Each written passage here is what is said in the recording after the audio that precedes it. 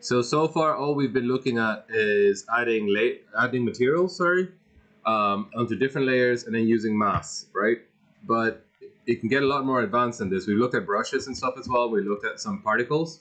I figured out what was wrong with the particles. I forgot. It's because I hadn't showed you the advanced stuff yet. That's why it wasn't working.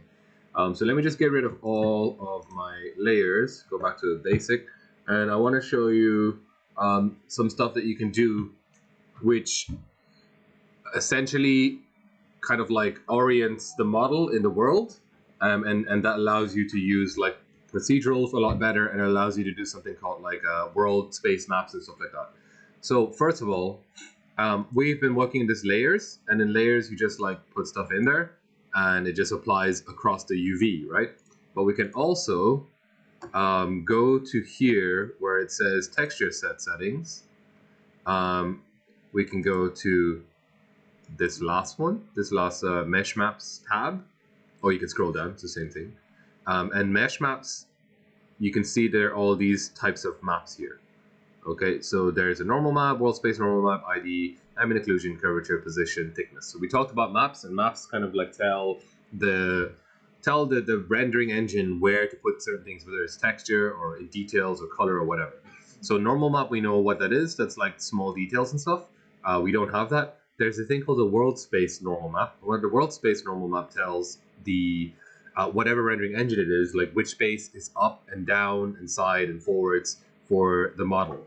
And when you use that, that's how you can do like positional texturing.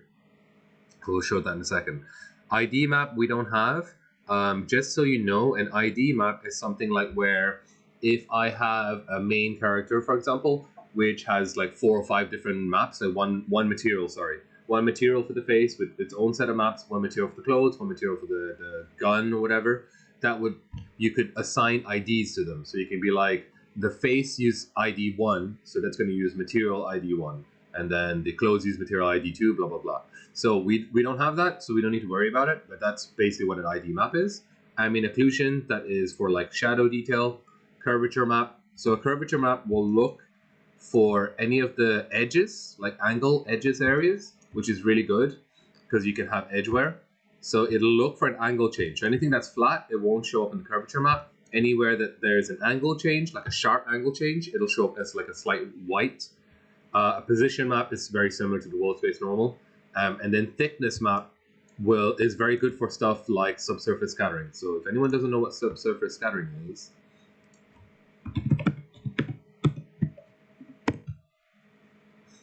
this is subsurface scattering. Not all engines support it, and Unity, I believe you need to be HDRP to support it. I'm not sure about Unreal. But basically it's this thing where like when light shines through from the back of it, anywhere that's thicker gets like occluded more, and everywhere that's thinner, more light shines through. And like that thing where if you shine a light through your hands, like if you hold your light up, it's not bright enough. Maybe you over there. If you hold your light up, you'll see like the light shines through a little bit more to the sides, and then where it's thicker in the middle, it won't. Yeah, like that. So that's, this is simulated, This is simulated in an engine using subsurface scattering. And to simulate this, we need something called the thickness map, because the map will tell the engine which areas of the model are thicker. So in my example, the winds are going to be thinner on the thickness map, and then like the main body area will be thicker, and it'll show up as like darker to be thicker and like slightly wider to be thinner. I don't have to do this myself. In the old days, I used to draw this myself. With this, I literally just click this fucking big mesh maps. It's amazing. It will ask me which ones I want to generate. I don't want to generate a normal. I don't have an ID, so I'm not going to generate that. I'll generate everything else. So let's bake selected textures. It literally just does it for me. And you see that it adds, oh, sorry. Excuse me. It adds it into the channels here. If I had my own one, let's say I had a normal map from somewhere else, I could import it to Substance as a texture, and then I can just drag it into here. Like I can just drag into these. So if I had these maps already, I can drag them in here. Also, you can see, I don't know if you can see it from my screen, you see the way like the edges now have a little bit of shadow? There's a tiny bit of shadow here. That's on the ambient occlusion map. So if I turn that off, just watch the model. I'm going to turn it off. You see the way the shadow's gone? So that ambient occlusion map, come back. Basically simulates, it knows where areas of contact are and where there's like a hole almost, and it adds ambient occlusion in those areas. And that's really useful because if I go to a lighting engine, the light will also affect these areas less. So literally, if you look like this mouse on the desk and you look next to it, there's a little shadow where there's a contact point. Everywhere there's a contact point, if you put just put your hands together, you'll see there's a little shadow ring around the edge. That's what ambient occlusion is simulating. Okay, so we have these maps, right? How do we use them? So let me go back to the texture layers. So I'm gonna add just like a basic brass material, like super easy, simple brass material. And that doesn't look very realistic because it's like perfect, right? Like in real life, nothing ever looks perfect. So it's actually one of the weirdest things in 3D modeling. We want to texture something to look imperfect. We don't want it to look perfect because perfect just looks not great. We actually need to add wear, and those maps help us to add wear. So let me see, and let me show you an option. So that's brass there. Let me add on top of that a rust material. Let's add this. That's just going to cover everything. I don't want it to cover everything though. So if you think of a really old object, super old, when it's being handled, wherever it's been touched, it wears off. So it's kind of shiny and smooth, and everywhere that there's like a crevice, like where your fingers can't get to it, that's where dirt starts to form, or like Edgewear or stuff like that. So that's kind of what I want to simulate. So I have this rust fine. Let me add a mask. So let me add let's do a black mask. And let me add let me think. I'm just trying to think what's the best way to do this. Maybe a generator?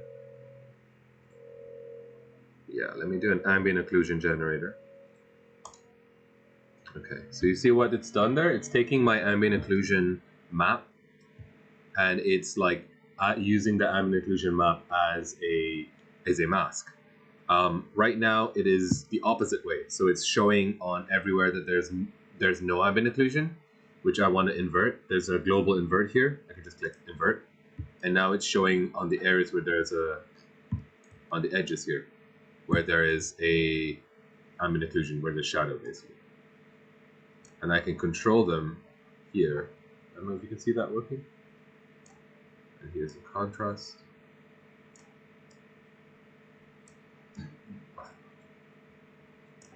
So you can kind of see it. Look, it's taking any shadow areas and then using the ambient occlusion mask to simulate as if like there's wear and dirt and whatever from there.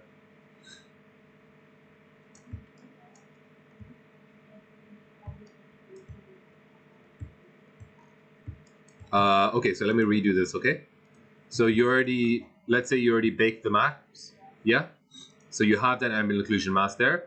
I put the brass, just like a base material, and then I'm gonna use a material. In my case, I'm using the rust one, and then I need to add a black mask or a white mask, doesn't matter. I'm just adding a mask to it. Clicking on the mask, if I right click, I can add a generator to that mask, and the generator will use like my maps that I have to generate a mask, right? So I'm gonna click on generator, and there is a ambient occlusion one here.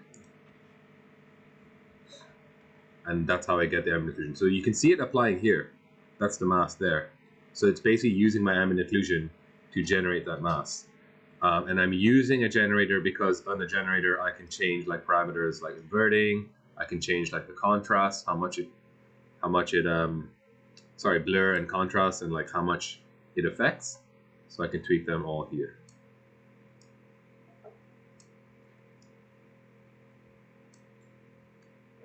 Yes. White will show everything, black will show nothing.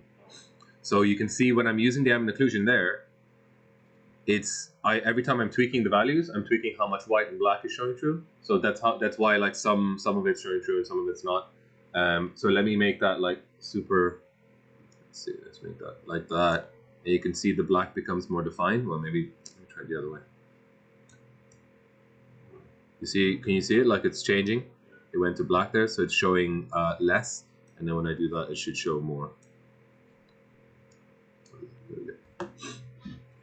All right, so so you can see that's really nice because it looks like there's that little wear there that is not showing through, right? I can also add more stuff to this. So let's say this is I'm in occlusion. I've added that there. I can add like a filter on top of that as well. So I can add, let's do a blur filter. And let me blur that. And you can see like, because it was super high contrast, when I increase the blur, it's spreading it out a bit. Can you see that? So now it's getting a little more naturalistic looking as instead of such a sharp.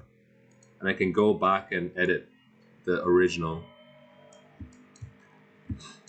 because the filter lives above it. And I can add more filters above it.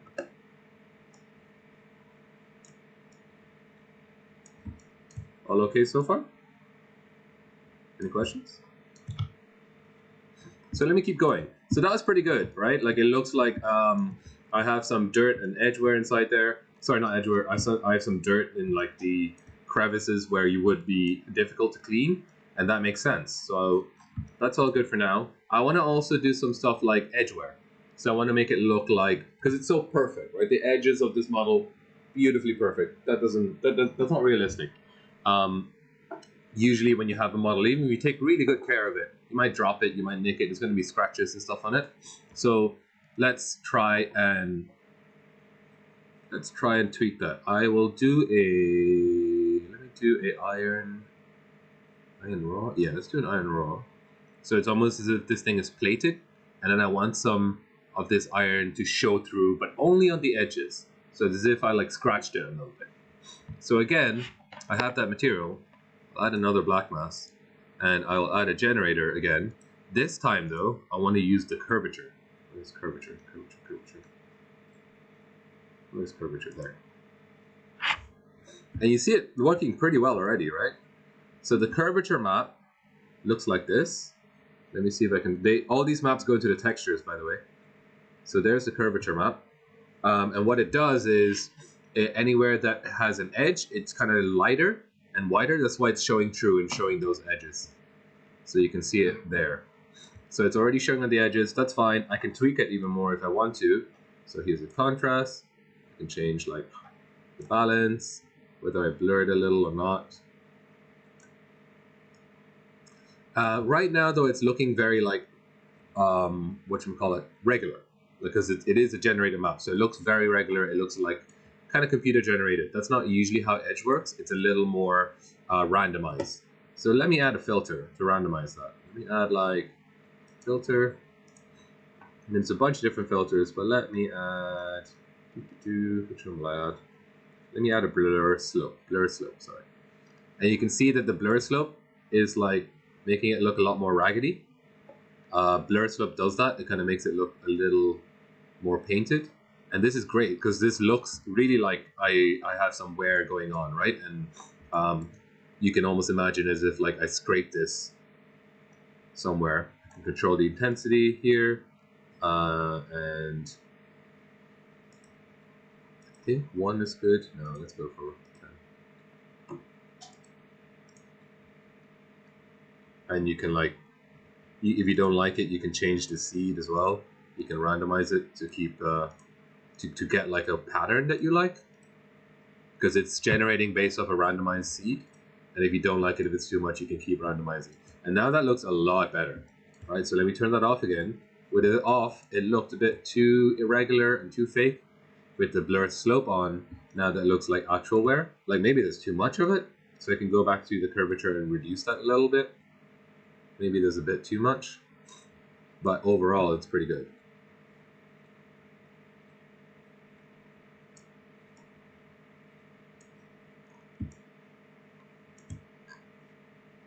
So far I haven't even painted anything. Everything has been done pure filter. Okay. So what else can I do? Let me do one more, and then we have to break for break. Do we? But let me do one more. So I want to do something called a position one now. And this would simulate, for example, if let's say I had a rock and it's sitting there and moss has grown like on the top of it or the bottom of it, whatever. So it's based on the position. If it was a really simple object, I could just paint and say like, oh, here at the bottom is rock. But if I have a really complex object, which is kind of complex, I want to use the position filter in order to make that show up. So let's see if I can get a material that... Do I have any grass? How come I don't have any grass material? Maybe I can tweak the lizard scales to look a bit like moss. I'm not sure. Yeah, I might be able to. So let me scale that a little more.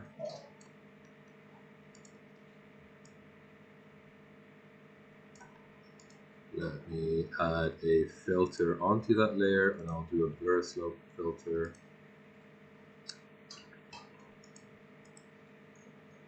Okay, so that looks a bit more like moss, right?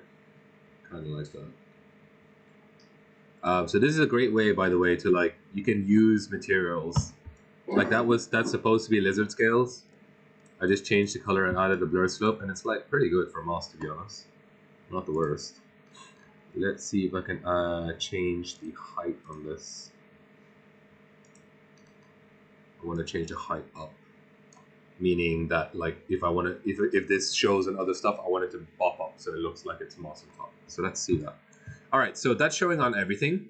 I want to do it so it only shows like on the bottom. So now I'm going to add a mask. So every time I'm adding this filter, it adds onto what I'm selecting, right? So that blur slope, I added to this actual layer. So let me add a mask, and you see that mask doesn't have a filter. If I go back here, it's got that filter. This mask doesn't. Let me add a generator. Let's add a position generator. And I don't know where the position generator is. Okay, so you see it there. It's coming from the top down. You need to tweak the balance sometimes until it shows up. So I can do it either way. I can do it like so moss grows on the top or moss is growing from the bottom. I wonder which looks better.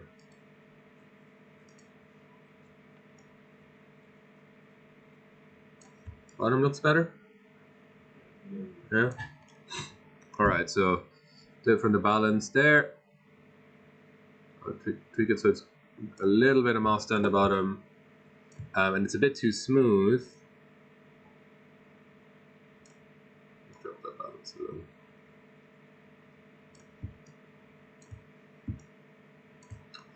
So again, I can add a filter onto this because it's too smooth. So I'll add a filter, and in this one, I will add again a blur slope filter. Let's see.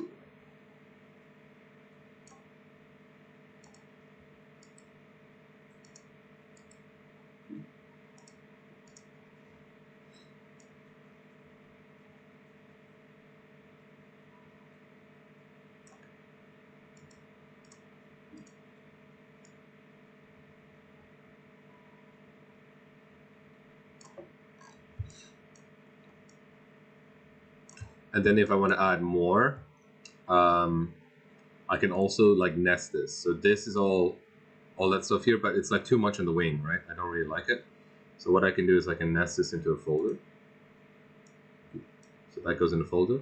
And on the folder, I can add another mask. And then I can tweak the wings myself. So like in this case, I think I might do a brush, to be honest. And let me brush like black to hide it.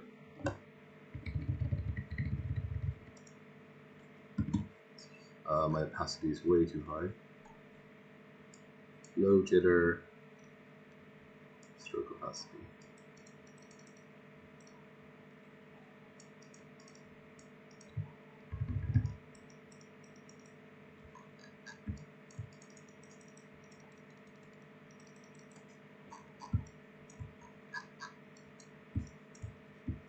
And then I can add a filter on that. So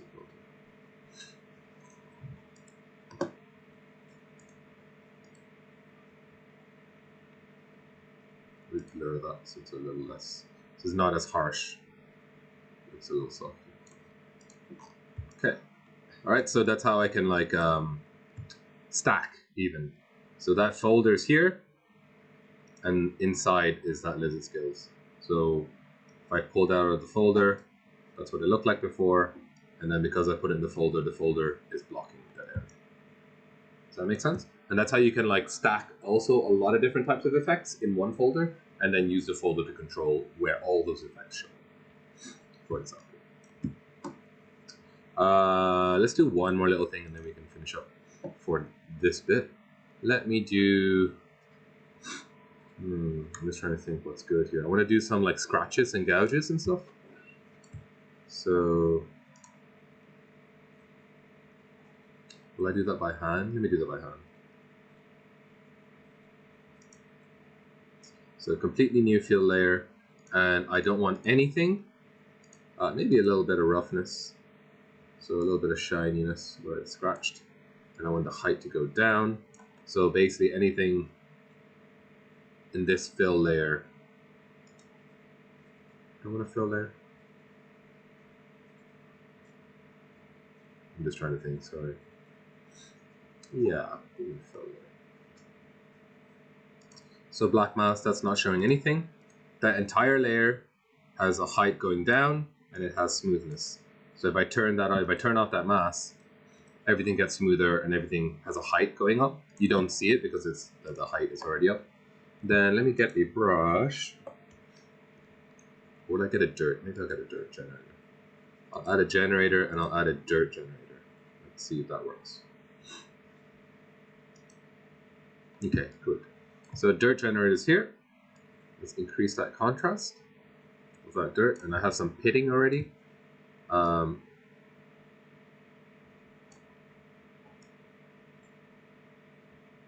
And I can tweak these to control like the scale of them, and you can kind of see that like it's simulating as if like there's like some wear and there's some like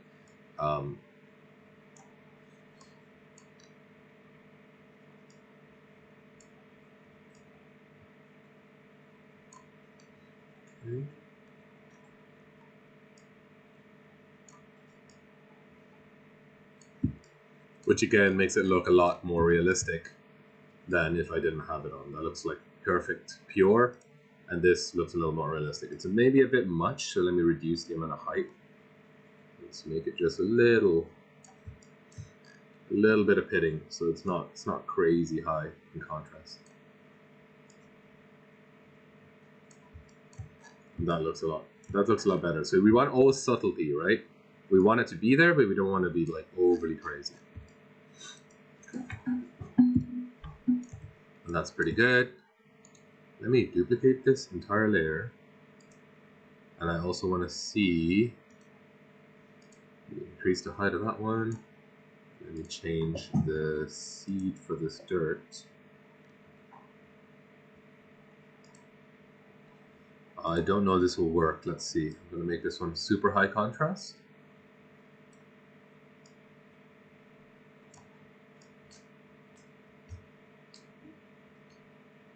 Okay, and then I'm adding a filter.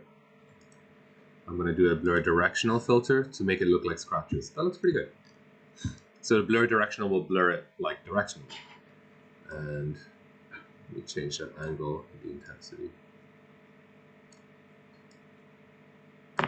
So it looks like it's been scratched almost, dropped and scratched. So I have this one scratch layer, sorry, one like pitting layer where it's like almost rain or whatever has eaten away at it, and then I have this scratch layer, and I can add them both together.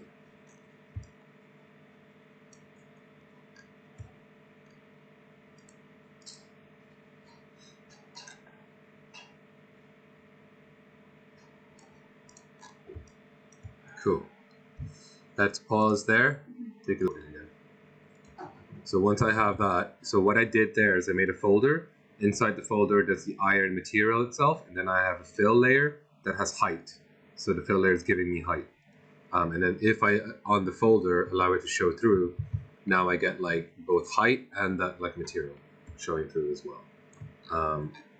Also, if I wanna, I think mine are mirrored anyway, but if I didn't have them mirrored, for example, I could, let's say I wanna, no, I can't do it in this one. If I hadn't got them mirrored, I can also mirror my my brush up here. So symmetry, I can turn on symmetry, and with symmetry on, you can mirror X, Y, Z, or whatever. But because we already set it up, we don't need to.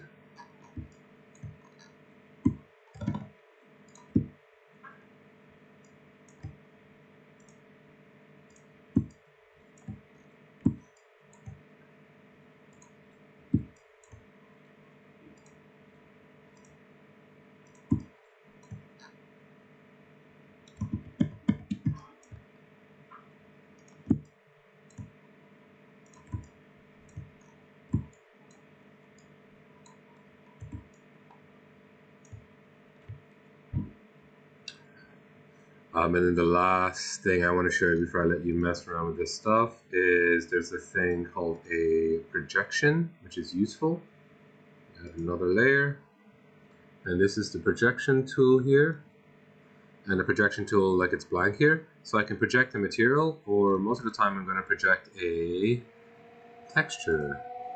So let me just grab a texture like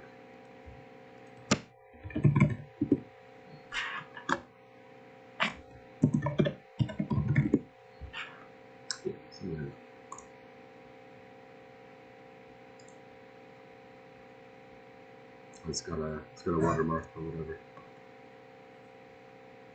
So I'm going to save there. Import it to my textures, tell it that it's a texture, import to this project. So I don't want to have it forever. And then I can put that into base color. And now it's a projection. And it will also project everything I have here. So it'll project that color, but I can also make it project height, and make it project roughness, whether it's metallic or not.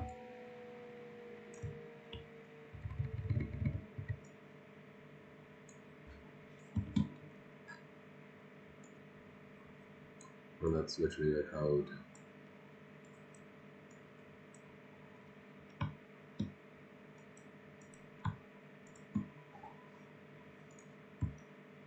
Cool.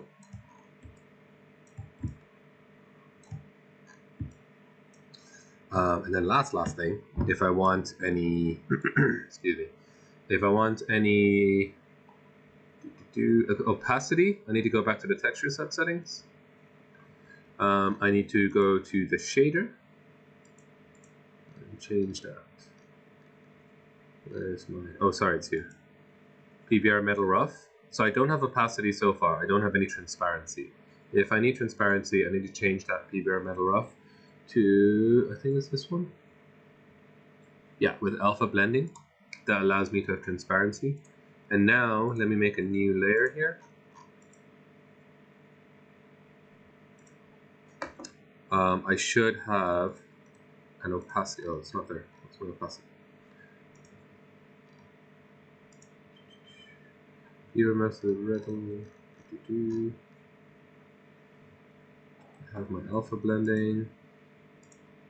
Do I need to turn it on here? Ah, yes. So then I need to, sorry, once I have that PBR metal rough with alpha blending, I need to go to the texture set settings, go to my channels, and I need to add an opacity channel. There. And while I'm there, I might as well add an emission channel. Go back to my layers. So now you can see I have opacity and emission. So let me do two things. Let me do the opacity here, and that's just black and white. So if I'm just going to paint this. I won't keep this layer because I don't want this to be opaque. But why isn't it showing? My flow is probably really low. Can you see that it's transparent there? Just on this bit where I painted, you can see through it. So that is because I'm painting opacity now. So I don't want that, but let me get rid of that. So if you want transparency, that's how you do it. I'm now going to do an emission, and I may want emission. So let me emit, like, let me just be a basic and just emit, like, let me make that fill layer actually, and I'll make it all emit blue. So I'm turning off everything except emission. Change the color to like basic blue. Cool. Add a black mask, and then in that mask, we add an alpha. So an alpha that looks cool. So I want to add like some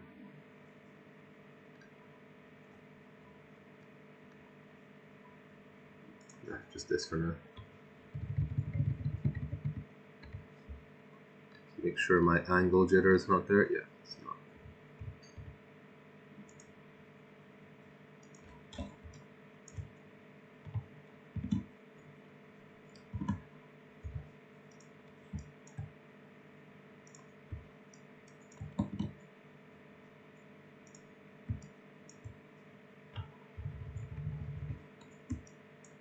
And that will glow. So that will actually have a glow effect if I add glare on it. Okay. I can also paint with that, like in that emission. So let's say I'm done. Should I add some?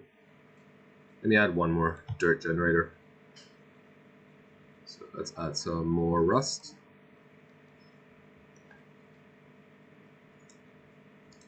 Black mask. Add a generator. Let's add a dripping generator. And that dripping generator will literally just drip down like that.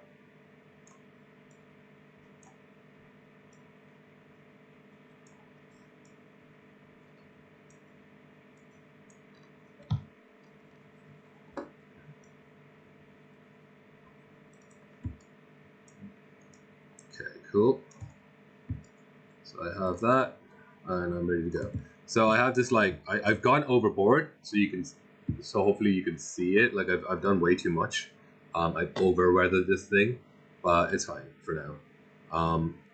I can also now go and make a fancy render of this. So now it looks like this. It's fine. Like it looks okay. But let's say I want to take a photo of this. I can go to mode and let's do rendering.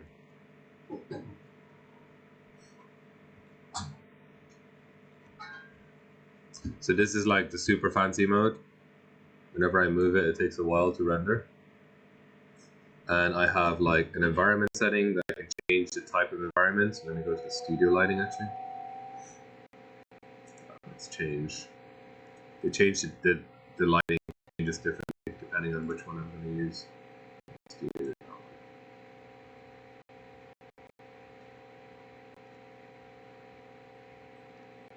Okay, let's go to camera. I can change like the field of view of the camera, and then I have post-processing effects. So I can do like, oh, never mind that. Let me do glare.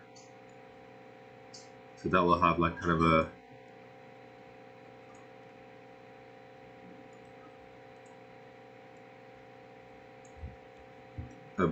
glow effect, especially if I'm looking here. It should do.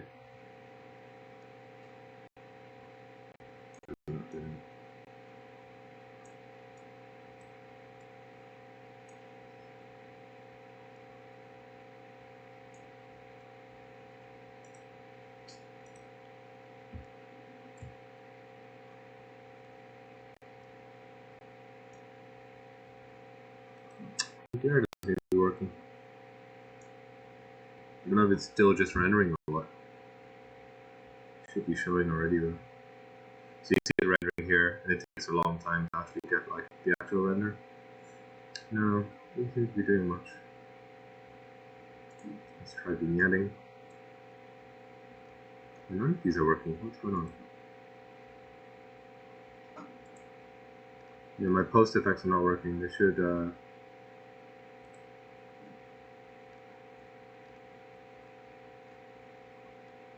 On here? No. I'm not sure what's going on here. So that's working. But these are not. Yeah, my post effects aren't doing anything. I don't know if that's a bug or what. Cool. So if I wanted a fancy image, I would do this.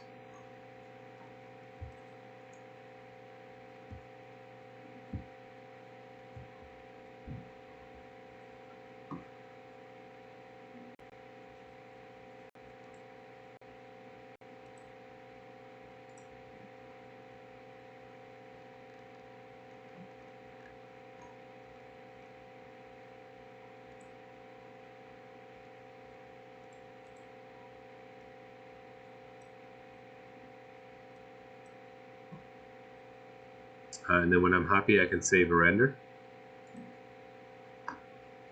Save as a PNG. Save on the desktop. Render. The resolution is here, but I'm rendering at 1920 by 1200, and that's just going to render. So done. When I'm finished, I can go back to mode and go back to painting mode. It will change my environment though, so it's back to. It now looks like this in the painting mode as well.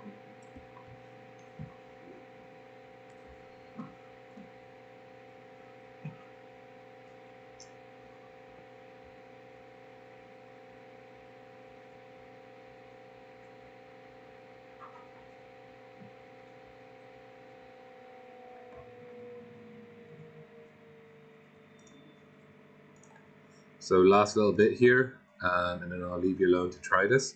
I'm going to export this now. So I want to export this. Let me export not to Unity today. So when I hit export, file export, so it's here, file, export textures. Output directory is where I'm going to output to. Let me output to the desktop.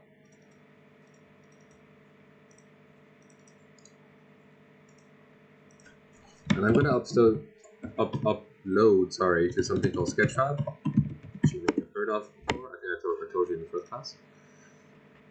So here's the file type, PNG. Always do that.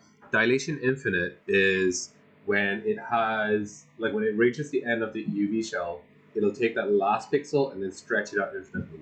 And that means if you have an error where like it doesn't read exactly the line of the UV, because that pixel stretch out indefinitely, it'll still have something to render.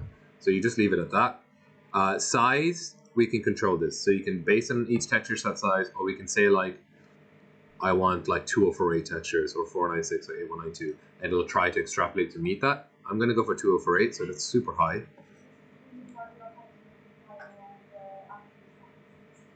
This is where we export, yes.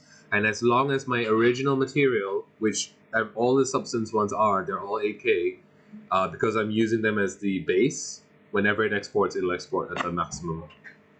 So I'm going to export there. And output template, here's where it's interesting. If I click on output template, I've got like Dota, I have like, I don't know why, Lumberyard's still there, CryEngine still there. There's Unity HD render, two types. There's a Unity universal render, so this is for going to normal Unity.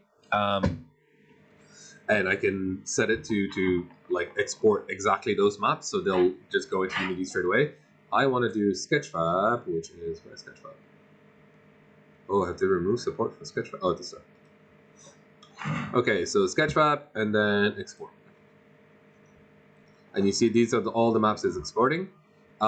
This login is asking me to log in because it'll directly export the whole model and all the textures to Sketchfab directly. I don't have to do that if I don't want to. I can just hit cancel, just like it's fine. I don't want to do that. Cancel. And that has already exported into that folder. So let's go find that folder. So that's, you see the way that's got a zip file for the model? That would have been uploaded to Sketchfab if I had logged in. But in the Sketchfab, oh, where's the textures? It's probably in the model actually. Yeah, textures. So let me just grab those and put them there. Cool. So you can see it's already created all of these. That's the albedo, ambient occlusion, emission, metallic, normal, opacity, the roughness, all exported for me. All I needed to do was paint here. Let's go to Sketchfab and add that. So let me save. Let me go to Sketchfab.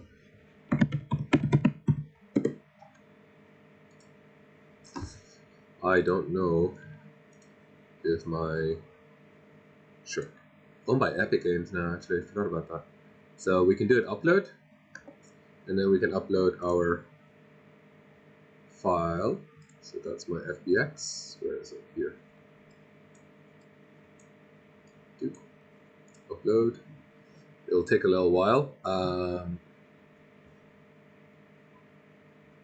It's processing. Once it's processing, it takes a little while. I can go to 3D settings, and that's where I'm going to add my textures to it as well. Okay, that was quick.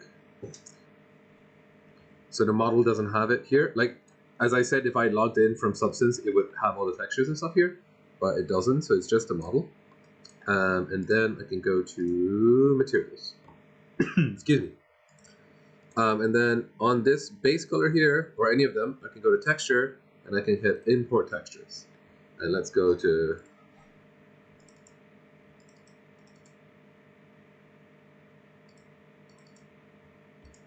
let's import all of them.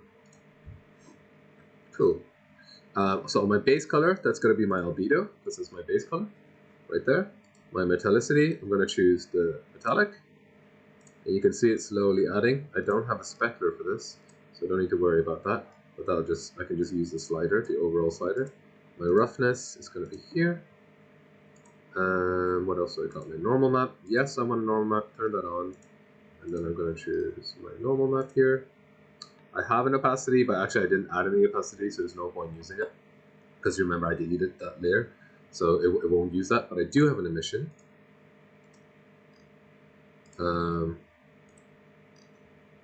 Emission here. And that's here, there. So that should, there you go, it's emitting. So that, like, depending on how much emission I add onto it, it's glowing, basically. If I have subsurface scattering, it should allow my thickness. I'll probably need to export, I closed Substance. I'll probably need to export my thickness by itself. So you can see it kind of getting all glowy there. You see that? If I turn on the subsurface scattering. So this is like a real-time version, and you can see it's like letting light a little bit through on that side, where it's thinner. It'll work better if I add the thickness map to it.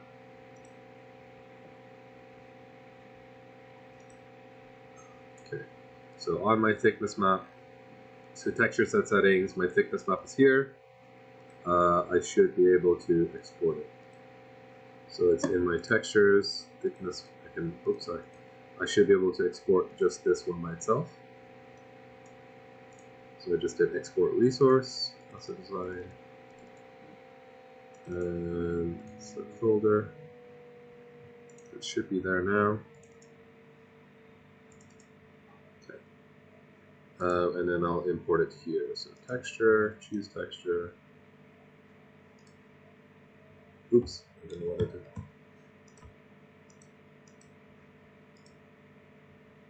This may not work, let's find out.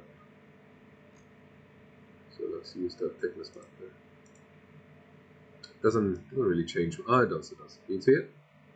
So like depending on how much I'm using it, it knows the thickness of the, and just like how intense that subsurface scattering. So it kind of looks like a rubber almost, if I put it really high. And then there are different profiles for like how they react to lighting. This one's more like jade.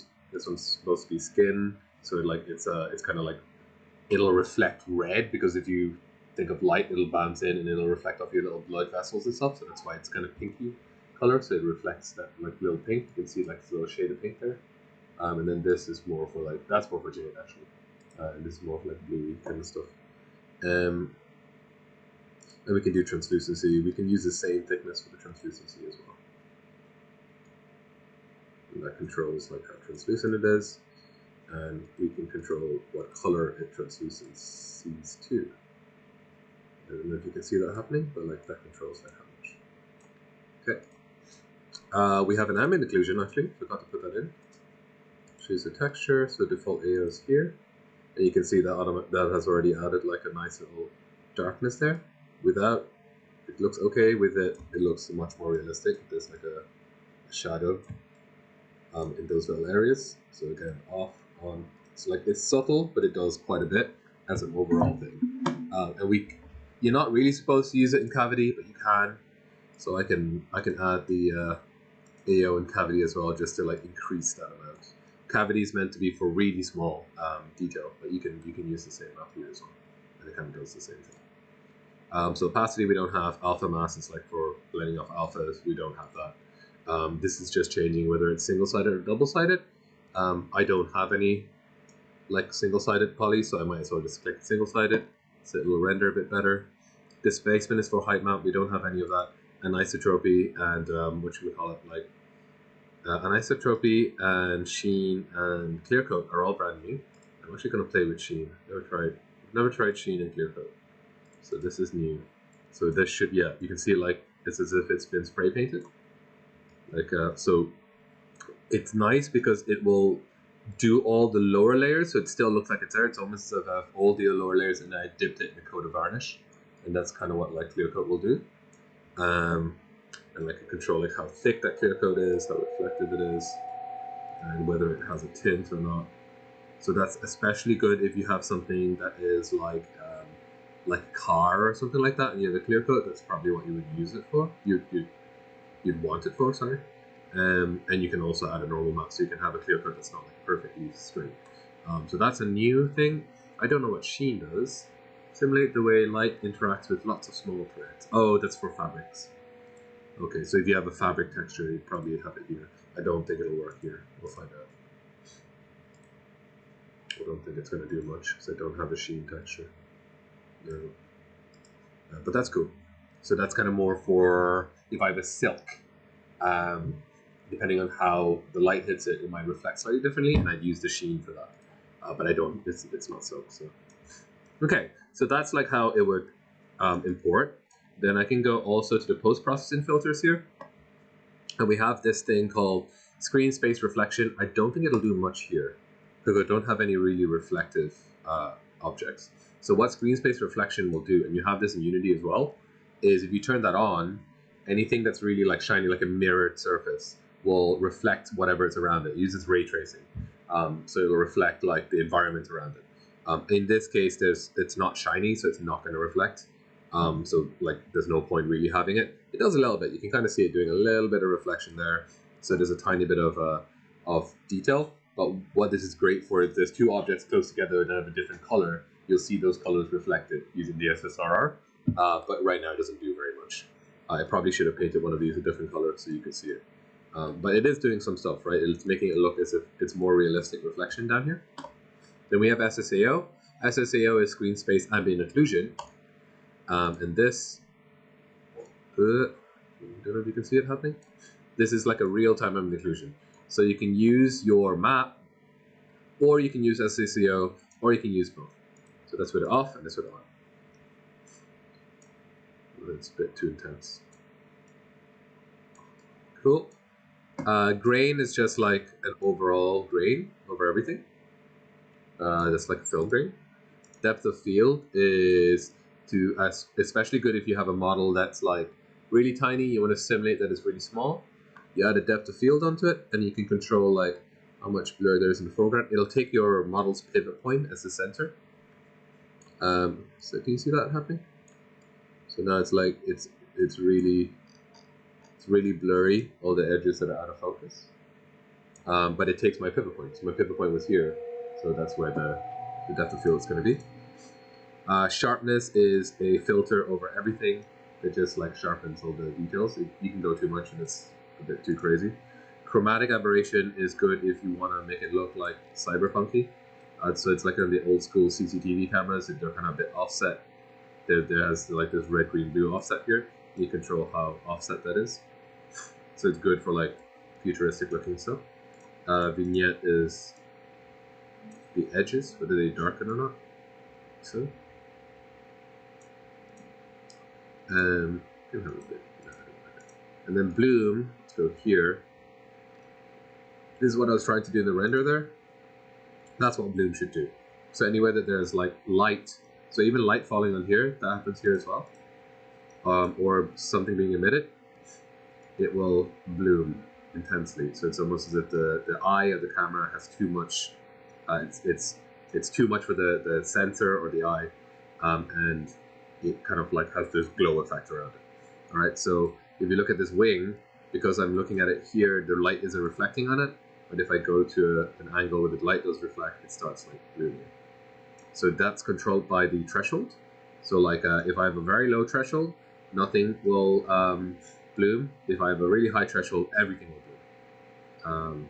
So I kind of want to tweak that until what I want. And then the intensity of the bloom is controlled here. So that's how much it blooms. And the radius is how far it blooms. Tone mapping is for color mapping. So like stuff like, sorry, not color mapping, like exposure mapping.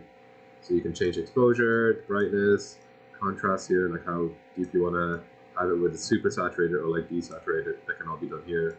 There's other options here as well. And then finally color balances for colors. So that's how you can like shift it so it's slightly warmer or slightly bluer or whatever it is that you want. And it's separate controls for like dark areas, so shadows, midtones, highlights. Separate controls for each of those. Finally, there's anti-aliasing. I don't think I need anti-aliasing. Everyone knows anti-aliasing. It does, do they? Like if there's jaggedy edges, it'll try to smooth them out. I don't think it's doing anything. Kind of is. It's tiny. I don't know if you can see it. I can see it slightly here. I don't think it's worth it on this model anyway. It's generally more worth it on models that are like very high detail, like loads of little small bits. It's probably better on that. And then when I'm happy, wait, sorry, let me go.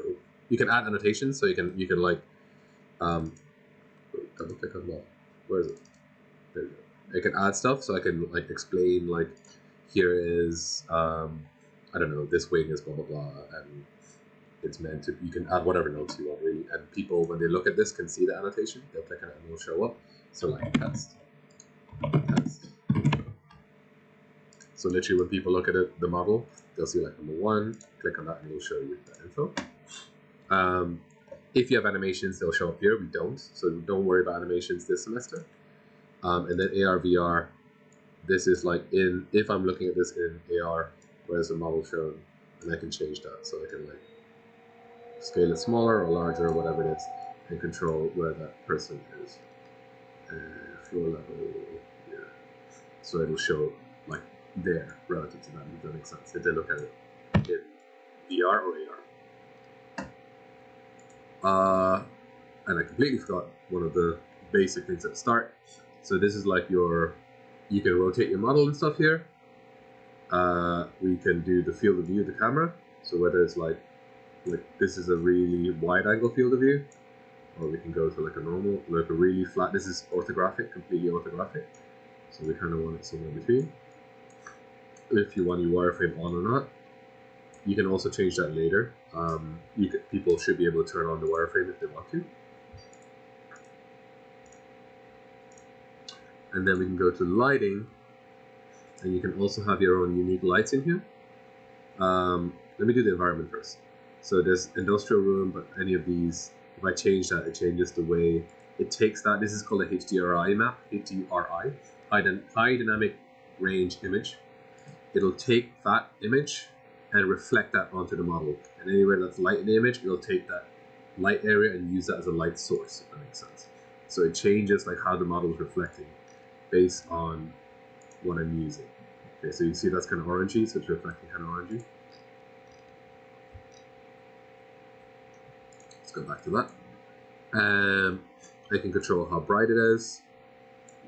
I'm going to rotate it around, so depending on where I want a light source to show from, how intense the light is and all that. I can also control light separately, so you can see like lights have appeared there.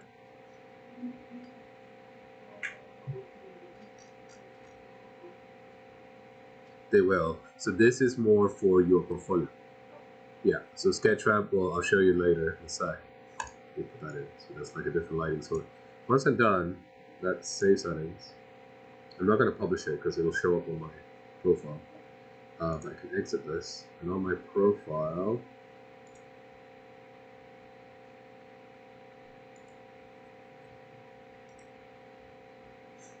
where did it go?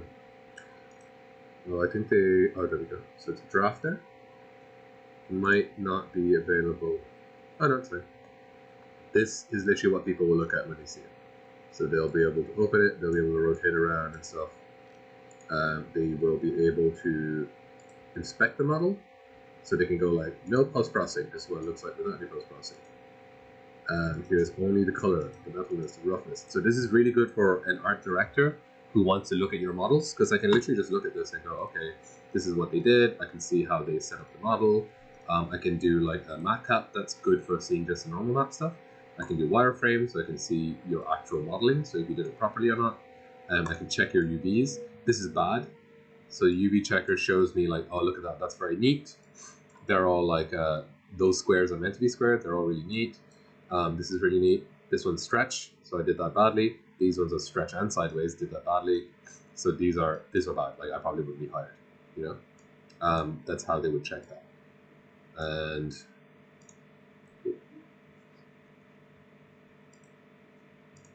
then they can also like look at the annotation. So there's your test info.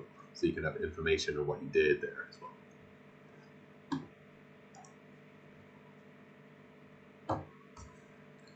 And then like when you go to other people's profiles, you should be able to see all this stuff, and you can see. So like animated stuff will also run as animations. So it's also good. People can see how animations work, and they can rotate around as the animations are going. And they can change. You can even have different types of animations here, and they can pause. They can play at slower frame rates and stuff like that as well. And they can scrub through to really look at like whether you've done, like you can see that I have a little flicker here. There's a little problem here. So you don't notice it when it's playing fast, but there's a little problem there. That is you might see that sometimes. That's fine in 3ds Max, but Substance has a problem with that. So sometimes between different engines, there'll be issues in animation. I didn't animate like that, obviously, but just the import had an issue with the setting. So I would need to fix that if I actually wanted to use this as a portfolio. Cool. Any questions? Not really.